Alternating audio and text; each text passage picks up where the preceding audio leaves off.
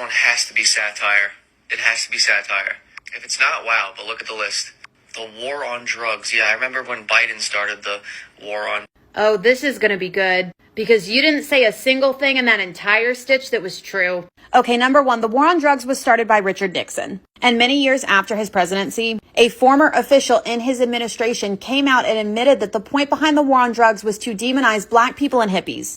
White hippies and black people have long been some of the biggest opposition to conservatives in this country. And someone who was in his administration literally admitted that the point behind the war on drugs was to demonize those people. Richard Nixon was a Republican. And then Ronald Reagan, a Republican, doubled down on the war on drugs and made it much worse. And you can go read about how our government basically funneled crack into communities of color in this country. And the shitty actions of those two Republican presidents is what led to the bipartisan crime bill. I think it's really interesting how Republicans always want to blame Democrats for the crime bill when it was bipartisan. A Republican started the war on drugs, another Republican made it 10 times worse, and then the Republicans made a bipartisan effort to pass the crime bill. And yes, parts of that bill were very bad. And Democrats were a part of that bipartisan effort. But I think it's really interesting that a Republican started the war on drugs, another Republican made it even worse, and then Republicans signed on to a bipartisan bill. And yet Republicans cannot accept accountability for the war on drugs. Democrats signed on to that bipartisan bill, but they didn't start the war on drugs.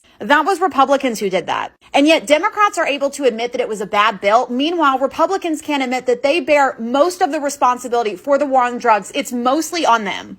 Universal health care.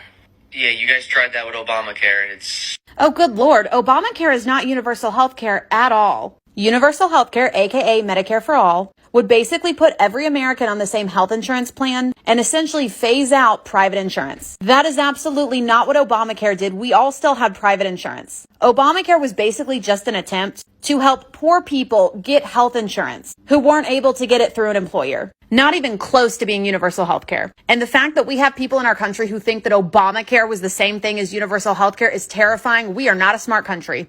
Toxic masculinity?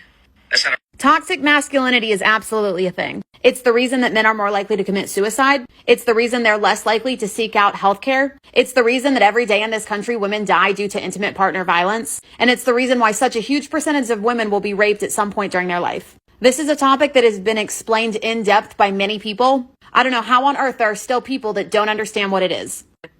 Like, what are these? The student loan crisis? We have a crisis? The student loan crisis is very real. And we have a crisis because the cost of education is rising much faster than salaries are. That is not sustainable. But thank you for proving the entire point of my video, that Republicans don't know what they're talking about.